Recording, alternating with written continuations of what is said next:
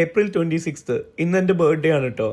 ബർത്ത്ഡേറ്റിന് മുമ്പ് തന്നെ ഒരുപാട് സർപ്രൈസസ് കിട്ടിയ ഫസ്റ്റ് ബർത്ത്ഡേ കൂടെയാണിത്. അപ്പോൾ ഫസ്റ്റ് സർപ്രൈസ് ഇതായിരുന്നു. കഴിഞ്ഞ ദിവസം ഞാൻ വീട്ടിൽ വന്ന് നോക്കിയപ്പം ഒരു പാർസൽ ഡെലിവർ ആയിട്ടിരിക്കുന്നുണ്ട്. ഹാപ്പി ബർത്ത്ഡേ എന്ന് എഴുതിയ പേപ്പറിൽ റാപ്പൊക്കെ ചെയ്ത് എൻ്റെ അഡ്രസ്സൊക്കെ എഴുതിയ ഒരു അജ്ഞാത ഗിഫ്റ്റ്. ഈ ഗിഫ്റ്റ് ആരാ അയച്ചതെന്നോ എവിടുന്നാ വന്നതെന്നോ എന്നുള്ള ഒരു അഡ്രസ്സും ഉണ്ടായിരുന്നു. അതുകൊണ്ട് തന്നെ പൊട്ടിക്കുമ്പോൾ ഇനി വല്ല ബോംബായിരിക്കോ എന്ന് വരെ ഞാൻ കരുതി. എന്തായാലും ഓപ്പൺ ചെയ്ത് നോക്കിയപ്പം ഒരുപാട് ക്യൂട്ട് ആയിട്ടുള്ള ഗിഫ്റ്റുകളും ഒരു കാർഡും ഒക്കെ ഉണ്ടായിരുന്നു. അതിൽ ഭയങ്കര സന്തോഷമായി. എന്തായാലും ആളാരാണെന്നുള്ളത് പിന്നീട് ഞാൻ തപ്പി കണ്ടുപിടിക്കുകയും ചെയ്തു കേട്ടോ. ഇനി സർപ്രൈസ് നമ്പർ 2.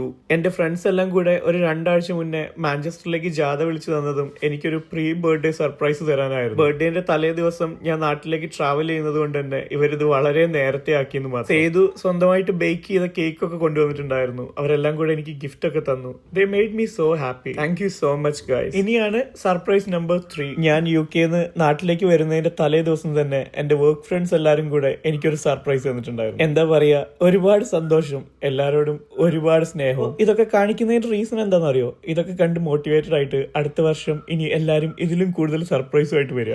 ഹേ, അതൊന്നും വേണ്ട, ഞാൻ ചുമ്മാ പറഞ്ഞ കേട്ടോ. ആരെങ്കിലുമൊക്കെ നമ്മളെ ഓർക്കുന്നു, കൺസിഡർ ചെയ്യുന്നു, ഒരു മെസ്സേജിലൂടെയെങ്കിലും വിഷ് ചെയ്യുന്നു എന്നുള്ളത് തന്നെ ഭയങ്കര ബ്ലെസ്സിംഗ് ആണ്. അപ്പോ ഇന്നലെ രാത്രി മുതൽ തന്നെ എനിക്ക് ഒരുപാട് കോളുകളും മെസ്സേജുകളും മെൻഷൻസും എല്ലാം ഇൻസ്റ്റയിലും വാട്സപ്പിലും പേഴ്സണലായിട്ടും ഒക്കെ വരുന്നുണ്ട്.